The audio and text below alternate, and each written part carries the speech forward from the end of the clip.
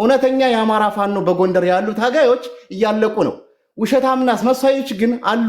በሶስተኛ አካል እጃቸው ተጠልፎ የጎንደርን ህዝብ አንይ ጠላቴ ነህ ተብሎ መሬቱን ባዶ ለማድረግ የሚደረግ ትግል አለ። መከራ ከበዛበት ችግር ከበዛበት ውስብስብ የፖለቲካ ውትብታፎች ከበዙበት ምድር ጎንደር ተፈጥሬያለሁ በእግዚአብሔር ፍቃድ፣ በእግዚአብሔር አምላክ ፍቃድ። በጣም እጅግ አደገኛ የሆነ የፖለቲካ የስነ ልቦና የተቃወሰ የፖለቲካ ውትብትብና ለመፍታት እንኳን ውሉ የት እንደሆነ ከማይታወቅ ህዝብ መካከል ተገኝቻለሁ። በዚህ እኮራለሁ። ለዛም ደግሞ አስተዋጽኦ ለማድረግ ኮንትሪቢዩት ያደርጋል። ግን እድላችን አንድ ይኸውላችሁ፣ ቅድም ስለ ኢሃፓ ስለ ኢዱ ሲነሳ ነበር። ያለቀ ጎንደሬው ነው በትክክል 100%። በረሃ ላይ ብቻ አይደለም ከተማ ውስጥም ቀይ ሽብር ነጭ ሽብር የአገሬን ባህሪ የአገሬን ህዝብ ጸባይ እኔን የማውቀውና እያሉ ቀይ ሽብር የጨረሱትም ጎንደሬው አውቃለሁ። ይህ ችግር መፍታት የምንችልበት ከሌሎች ወንድሞቻችን ጋር ዕጣ ፈንታችን አንዱ ሆኖ ይሄን ስርዓት ስናስወግድ ብቻ ነው። ይሄን ህገ መንግስት መቅደድ ስንችል ብቻ ነው። ይሄ 83 ዓመተ ምህረት ላይ አማራን ኦርቶዶክስ ተዋህዶን የጥንቱ ሙስሊምና ኢትዮጵያን ጠላት አድርጎ መሰረት ቤዝ አድርጎ በዛ ናሬቲቭ ላይ የተመሰረተ ህገ መንግስትና ስርዓት ማስወገድ ካልቻል እመነኝ አንተ ጎንደሬውም 4 ኪሎ ገብተህ በዚህ ህገ መንግስት የጎንደርን ህዝብ ልጠቅምበት የምትችለው እድል የለም። የአማራን ልጠቅምበት የምትችለው እድል የለም። ለወልቃይት ቅንጣት አልጠብ በምትል ነገር ለማምጣት የምትችልበት አቅም የለም። የህገ መንግስት የስርዓት እስካለ ድረስ እኔም ማምነው ከጎጃም ፖለቲካ ካለው የፖለቲካ ሁኔታ ከወሎም ከሸዋም ራሱ የሆነ ኬዝ አለው በመኳንንት ምክንያት ጎንደር ላይ ያለው እጅግ ውስብስብ የፖለቲካ ሂደት ነው ያለው። ለዛም ደግሞ ቁምጥ አድርጎ የሚቆምጥ የራስ ወንድም ነው እንደመላኩ ተፈራ የራስ ወንድም ትናንትና ኢሃፓና ኢዱ 69 ሐምሌ 12 መርተራ ላይ ሲዋጉ ባየሁበት ምድር ላይ ፋኖ እርስ በርሱ ተዋግቷል። አክቲቪስት ወዱ አይደለም። ይሄ ወጣት ይሄ ትውልድ አብዶ አይደለም። የፖለቲካው ቅድስና ይጠይቃል፣ ትትና ይጠይቃል። ነውር ነው አትነግዱ ማለት ፈልጋለሁ። መቆም ያስፈልጋል ይሄን ላለውና የአማራም የጎጃምን በለው የወሎም የሸዋም ችግር ሊፈታ የሚችለው በአማራነት ማዕቀፍ ትግል ነው። የአማራ ፋኖ ብሔራዊ ንቅናቄ በታሪክ አጋጣሚ የአማራን ህዝብ ትግል እመራለሁ ብሎ ኤጀንት ውክልና በራሱ ጊዜ የወሰደ እንጂ ይሄ ትግል የማንም ትግል አይደለም። የአማራ ህዝብ ትግል ነው። የሚታረደው የሚገደለው በየእስር ቤቱ በየመከላከያ ካምፑ ጥፍሩ እየተነቀለ ያለ የወጣት ትግል ነው እንጂ የግለሰብ የሆነ ኦርጋናይዜሽን ትግል አይደለም። ይሄ ኦርጋናይዝድ ግን የተበታተነውን የአማራ ትግል ወደ አንድ ሰብስቤ የግቡ አደርሳለሁ ብሎ ፕሮሚስ ገብቶ የገባል። ነገ ታሪኩ ነው ቀርቶ የአማራ ትግል ይቀጥላል። በገባ ልክ ነው ማሰብ ያለበት። የአማራ ህዝብ ትግል መሆኑን ግን ማወቅ አለባችሁ። ደሙን የሚያፈሰው ደግሞ የአማራ ልጅ ነው። ይሄን የገበሬ ልጅ የአርሶ አደር ልጅ ትግል መና አታስቀሩት፣ መክና አታስቀሩት። ችግራችን ሊፈታ የሚችል ስርዓቱ ለአንዴና ለመጨረሻ ጊዜ ሲወገድ ብቻ ነው። ያኔ የጅቡቲ ችግር የሶማሌም የኬንያም የሱዳንም የኤርትራም ችግር ተፈቶ በጋራ የምንኖርባት ሀገር ሰው እያሰብን የምንኖርባት ሀገር መፍጠር ይቻላል። ካለዛ ጎንደርን ክልል አድርገህ ጎጃምን ክልል አድርገህ ሸዋን ክልል አድርገህ ወይ የሆነ አስተዳደር ወይ የኢኮኖሚ ኢንፍራስትራክቸሩን አስተካክዬ ወይ ሊቃኑን ኖ አይሳካም። ላይ ያለው አንተ ነው። እንኳን እሱ አንተ ባለስልጣን 4 ኪሎ ብትገባ ይሄን ችግር መፍታት አትችልም። አመሰግናለሁ። ጎንደር የጎጃም የሸዋ ምናምን አይደለም ይሄ ትግል ብዬ ማምነው ለእናንተም እንሰጣችሁ ምናልባት እንደ አክቲቪስትም እንደ ነፃ ፖለቲካ ታጋይም እንደው ማራመድ ያለባችሁ ብዬ የምገምተው ሰፋ አድርጋችሁ እኛው የምንታገለው አጠቃላይ እንደ ጎንደር እንደ ወሎ እንደ ምናምን አይደለም የምንታገለው አጠቃላይ እንደ አማራ ብሎም ደግሞ እንደ ኢትዮጵያ ነው የምናስበው። መሪዎች ችግር ሊኖርባቸው ይችላል። መሪዎች ችግር ስላለባቸው ብቻ ግን እታች ያለው ታጋይ ወይም ደግሞ የአማራ ህዝብ ብሎም የኢትዮጵያ ህዝብ ሁሌም በዚህ መቀመቅ ውስጥ እንዲኖር እድል እየፈቀርን ያለ ነው እኛ ነን። ለምን ያንዱን ሐሳብ ብቻ እያራመድ የብዙሃንን ሐሳብ እየተውን ብዙ ጊዜ የፖለቲካውን ርዕዮተ ዓለም በደንብ እየተረዳ ነው አይደለም ብዬ ነው የማምነው።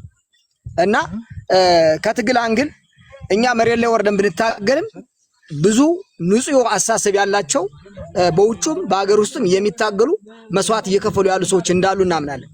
ነገር ግን ከዛ ባሻገር ደግሞ የግለሰብን ፍላጎት ማራመድ የሚችሉ ሰዎች ደግሞ ይሄን የፖለቲካ ከሁለትና ከሶስት እንዲሰነጠቅ እየተደረገ የሚሄድበት ወይ ይሄ እናንተም በደንብ ሪያሊቲውን ወይም ፋክት የሆነውን ነገር ያዝን ብንሻገር ጥሩ መልካም ለውጥ ይሆናል ብዬ ገምታለሁ። አመሰግናለሁ። በቀደም ከ300 በላይ ማክሰኝት ላይ ያለቀው ንጹሃን ሴትና ህፃናት ብቻ ናቸው ያለቁት። ይሄ የአማራ ፋኖ ያውቀዋል። እስካሁን ድረስ እየተደረገ ያለው በአማራ ፋኖ በአማራ ትግል በአማራ ጎንደር ትግል ላይ ያለ መሰረተ ልማቶች ሲወድሙ ሲቃጠሉ እኛ ጠላት ነው ብለን እንላለን። ነገር ግን ነገሩ ሌላ ነው። ጀግኖቻችን ያልቃሉ፣ ይሳደዳሉ፣ በሚኒሻ ይሳበባል። ኦኬ ሚኒሻውም አይምርም፣ ሌላውም አይምርም። እኛ ለሌሎች ለጠላቶቻችን ድጋፍ እየሰጠን አይደለም። የአማራ ፋኖ በጎንደር ትግሉና ዓላማው ምንድነው? ምንድነው ትግሉ? ዓላማውስ ምንድነው? ህዝብን መከላከል ነው። ስለ ጂኦፖለቲካ ያወራኛል ራሱን ነፃ ሳያወጣ ራሱን ከወንድሞቹ ጋር መተማመን ሳይኖር ሰባራ ሚሆን ሰንጣራ ጎንደሬ ነው አማራ ነው ብለህ እሱን ሳታከብረው አንተ ጠላቴ ነህ ብለህ የምትገድለው ከሆነ እዛ አካባቢ ያለ ህዝብ እየተሳደደ እየራቀ እየጠፋ እየተሰደደ ልንገራቸው እዚህ ጋር ወንድሞቻችን የአማራ ፋኖ በጎንደር ያውቀዋል። መሬት ላይ የአማራ ህዝብ በጎንደር ያለ ህዝባችን እየተሰደደ ነው። ከአዋቂ እስከ ደቂቅ ከሀብታም እስከ ነጋዴ እየተሰደደ ነው። የሚኖር የለም። ከሌላ ቦታ የሚመጣ ሰው ብቻ የሚሰፍርበት ልንገርህ ከወረታ ጀምረ እስከ ከንፍራስ ጀምረ እስከ ማክሰኝት ከጸዳ እስከ ማክሰኝት ወደ ሸሄዲ ወደ ጨልጋ ወደ ሌሎችም አካባቢ ስትሄድ አንድም የአማራ ባለሀብት የተባሉ ሰዎች በሙሉ ተሰደዋል። በሙሉ አልቀው ሂደዋል። በሙሉ ሂዷል። ህዝቡ ይህን ያውቃሉ። አንድ ሰው ሸቀጥ ሸቅጦ ነግጃ እኖራለሁ ብሎ መሬት ላይ ጎንደር ላይ ሲሆን ሊመጣ ሲል መጥቶ ይመታል፣ ይጠፋል፣ ይሰደዳል። ይህን ደግሞ ያውቁታል።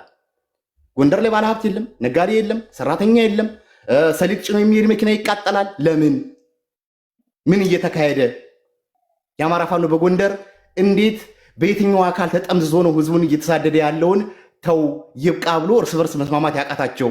እኔ ያውቅልሃለሁ በሚል እንካ ስለ ካንትያው እርስ በርሳቸው እየተላለቁ አይደለም ወይ?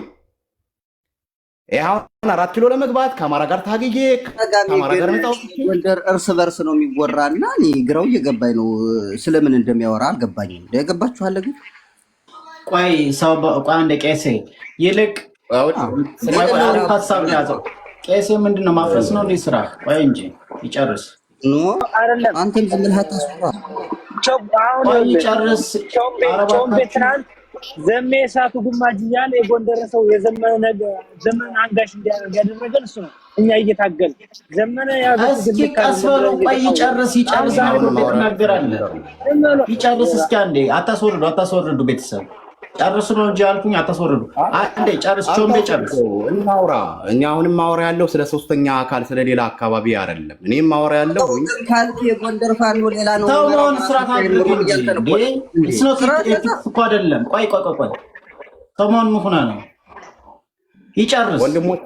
እኮ ስራት አልበኝነት ነው። ቀጥል ወንድሞቼ። እኔ አሁን ከአማራ ፋኖ ጎንደር ውጪ ያለን አካል ተናገርኩኝ።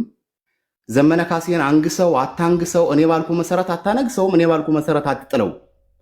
እኔም ማወራስ ፐርሰናሊ እንደ አንድ ጎንደር አካባቢ ስለሚፈጠር ችግር ብቻ እንጂ ስለ ደጉ አማራ ወይም ደግሞ ስለ ሚስተር ፒስ እያወራው አይደለም። ፐርሰናሊ የተናገርኩት ሰው እኔ እያወራ ያለሁት እንደ ጎንደር ነው። የጎንደር ህዝብ እየጠፋ ነው ብሎ መናገር ይሄ አያበሳጭም። የጎንደር ህዝብ ለነገ የሚተርፈን ህዝብ እያለቀ ነው ብሎ መናገር ስለሌሎች አካል አይደለም። እኔ ዘመነ ካሴን አንግሰው ብዬ አልነገርኩም፣ አታንግሰውም አልልም። እኔ እየተናገርኩ ያልኩ እንደ ጎንደር ነው። እንደ አማራ ትግል አዎ ታግለናል። ነገር ግን ህዝቡ እያለቀ ነው፣ አንድ ሳይድ ይዞ እያለቀ ነው ብሎ መናገር ይሄ አያስኮርፍም። ለምን ምን እየሆነ ነው ብላችሁ ደግሞ ጠይቁ እናንተ። ይሄ አንድ ከሰብአዊነት የሚመነጭ ነው። እኔ እያወራሁ ያለሁት ህዝብ እየጠፋ ነው፣ ጎንደር ላይ እያለቀ ነው። ከ1980 በፊት የነበረውን የቀይ ሽብር ተውትና አሁን ላይ ህዝቡ እየተሰደደ ነው፣ እያለቀ ነው። ከለቂቅ እስከ ደቂቅ ከአዋቂ እስከ ትንሽ እስከ ትልቅ እያለቀ ነው ህዝባችን። ጎንደር ላይ ያለው ህዝብ እያለቀ ነው። ሌላ ቦታ እያለቀ አይደለም ማለት ይሄ ከአማራነት ያፈነገጠ ነው። ይሄን አይደለም። ይሄ የመጥፎነት ስሜት ነው። ይሄ ሸዋም እያለቀ ነው፣ ጎጃም እያለቀ ነው። የማያልቅበት አካባቢ የለም። ነገር ግን እንደ አማራ ፋኖ በጎንደር ስትመጣ ግን የጎንደር አማራ ፋኖች እጅግ አስቀያሚና አስነዋሪ ስራ እየሰሩ ነው። ይሄ ልንነግራችሁ ይገባል። ያሳፍራሉም ጭምር። የአማራ ፋኖ በጎንደር አስቀያሚ ናቸው። ግልጽ መነገር አለ። መሸፋፈን ስትመጡ እንደፋችኋለን፣ ስም ዝርዝራችሁ ቤተሰቦቻችን ስም ዝርዝር ተይዞ እንመታችኋለን የሚባለው ይሄ ደቸ በላ በለው። እኔም ማወራ ያለሁት ስለ ህዝብ እንጂ ስለ ግለሰብ አይደለም። የአማራ ህዝብ ትግል እያንዳንዱ አካባቢ ያልተወጋ ያልተመታ ያልደማ የለም በአማራ ህዝብ ትግል። ነገር ግን የጎንደሩን ለየት የሚያደርገው መሪዎቹ ያልቃሉ፣ ለጎንደር ይጠቅማሉ የማንላቸው አሉ። የጎንደር ህዝብ ወጣት ሲመታ ደንታቸው አይደለም። ኢብን ከሌላው አካባቢ ስትደርጎ ጎንደር ላይ እኮ ማለት ነው የሚበላ የሚጠጣ የሌለበት አካባቢ እኮ ሆኗል። ያመርታል፣ ይሸጣል፣ ይለውጣል። ነገር ግን አንዳችም ነገር ለህዝቡ የሚተርፍ ነገር የለም። ጭኖ ሲሄድ ይቃጠልበታል፣ ጭኖ ሲሄድ ይመታበታል፣ መንገድ ይዘጋበታል። ቤትም አካባቢ መንቀሳቀስ የማይችል ሳይለንት በሆነ መንገድ ህዝቡ እያለቀ ነው። ጎንደር ላይ ያለው ነገር ለየት ያደርጋል። ለዛም ነው ጸጥ ብዬ እያየው ያለሁት እና እኔ የምጠይቀው የአማራ ፋኖን በጎንደር እንጂ ስለሌሎች አካባቢ እየተናገርኩ አይደለም። ስለዚህ ወንድሞቼ በኔጌቲቭ መልክ አትዩት። እኛ የምንጠይቀው የአማራ ፋኖን በጎንደር ነው። ከሌሎች ለየት የሚያደርገው የአማራ ፋኖ በጎንደር እርስ በርሱ ሲመታታ ሲገዳደል ትልልቅ የሆኑ ታጋይ ወንድሞቻችን ሲወድቁ ስላየን ነው። በቃ ይሄን ነው እየጠየቅን ያለ ነው እንጂ ሌሎችን የተናገርንበት አንዳችም አካል ነገር የለም። እና መጠየቅ የምትፈልጉን ነገር ካለ ጠይቃለሁ። ቴዲ መጠየቅ ፈልጌ ነበር፣ ሂዷል። አመሰግናለሁ። በጣም አሪፍ ቾምቤ። ቆይ አንዴ የአምላክ ስራ ትቀጣ የአምላክ ስራ ታወራለች። ከዛ ደጉ የአምላክ ስራ ኦን ኤንድ ኦፍ ስለሆነች ነው። በጣም አሪፍ ሀሳብ ነው። በነገራችን ላይ ቢ ማን ኦፍ ፒፕል እንትና ካለ አስገቡልኝ መልሳችሁ ማለት ነው። ፋኖ ቴዲ ካለ አንድ ሚዩት ያላደረገ ሰው ማለት ፋኖ ቴዲ ካለ መልሳችሁ አስገቡት። ሞዴሬተሮች አሪፍ ጥያቄ ነው። የኔም ጥያቄ ይሄ ነበር። እርባና በሌለው ነገር ትጨርሱታላችሁ እንጂ ጊዜ የለውም። ዘ ፖይንት አድርጉት ያልኳችሁ ለዚህ ነው። የቾምቤ ጥያቄ ቾምቤ አንድ ሚዩት አድርገው። የቾምቤ ጥያቄ እኔም ጥያቄ ነው። በትክክል ነው የተናገረው። ይሄ አለባብሰው ቢያርሱ አይነት ነገር ነው። በትክክል መፍትሄው ያለ እዛው የጎንደር ፋኖ ነው። ማንም በሞኝ ደጃፍ ነው ምናምን ሞፈር ይቆረጣል እንደሚባለው ማንም ንፍጣም የፖለቲካ ሀሁ የማያቅ ጂኦፖለቲክሱን የማያቅ እንዴት እንደሚሰራ ሁሉ ኖሃው የሌለው ስቱፒድ ዘ ሞስት አሮጋንት ፐርሰን አፉን ሲከፍት ማየው እዚህ ጎንደር ጋር ነው። እኔ በጣም ያሳዝነኛል። ሌላው ወደ አንድነት መጥቷል፣ ቤቱን ዘግቶ እንትን ይላል። እዚህ ጋር ሌላው የሆነ ጃኖ ይለብሳል። በቃ እኛ ንጉስ ነን፣ እኛ ቴዎድሮስ ነን ምናምን። እኔ እንደዚህ አይነት ጥፍራም እኔ ሰው በህይወት ዘመን የራሱ እንዚስ 21 ሴንቸሪ ይኖራል ብዬ አስቤ አላቅም። አንድ ነው ቴዎድሮስ ሊኖረው የሚችለው። ገብርዬ ሁን፣ ተዋበች ሁን፣ አለሜ ሁን፣ ሌላም መሆን ትችላለህ።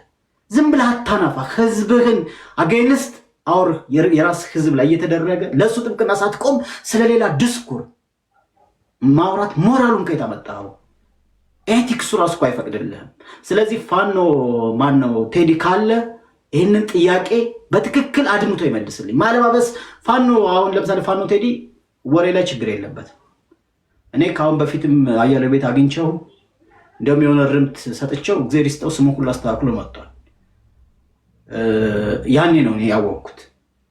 በተረፈ ግን እንደ ፋኖ ቴዲ አይነት ሰዎች ቢበዙልኝ ደስ ይለኛል። ለምን መሰለህ?